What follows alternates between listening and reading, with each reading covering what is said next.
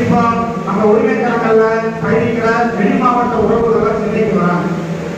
சென்னைக்கு வர உறவுகளை சந்திக்கிறதா இருக்கட்டும், ஒரு அவசர உதவியா இருக்கட்டும், அதை வந்து செய்யறது சென்னையில இருக்கிற நிர்வாகிகள் மட்டும்தான் அதை செய்யறாங்க. மற்றவங்க யாருமே ஒரு சந்திப்புக்கு போக மாட்டேங்கிறீங்க, ஒரு பிரேக்கப்னா வந்து பார்க்க மாட்டேங்கிறீங்க. ஒரு தலைமை நிர்வாகிக்க ஒரு பிரச்சனை அப்படின்னா ஒரு 50 பேர் வந்து யாரும் கூட மாட்டேங்கிறீங்க.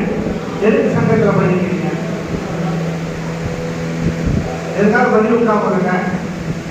நமது சங்கத்தினுடைய மாநில பொதுச் செயலாளர் ஓன்போர் ஓட்டக்கூடிய ஓட்டுநர்கள் பகிரங்கமா அத்தனை பேர் பயணிக்கக்கூடிய ஒரு வாட்ஸ்அப் தளத்தில் பகிரங்கமா பண்ணினாங்க.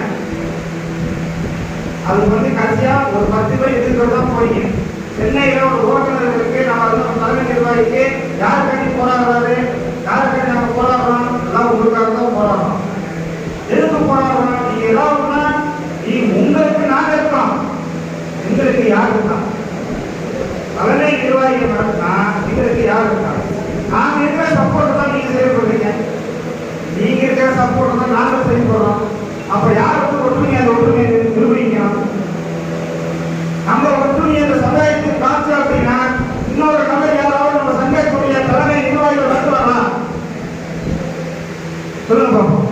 இப்ப கடைசியா போய் அது இப்ப பாத்தீங்க அப்படின்னா வெளி மாவட்டத்தில் வர உறவுகிற உங்களை நம்பிதான் நான் வரேன் சென்னைக்கு.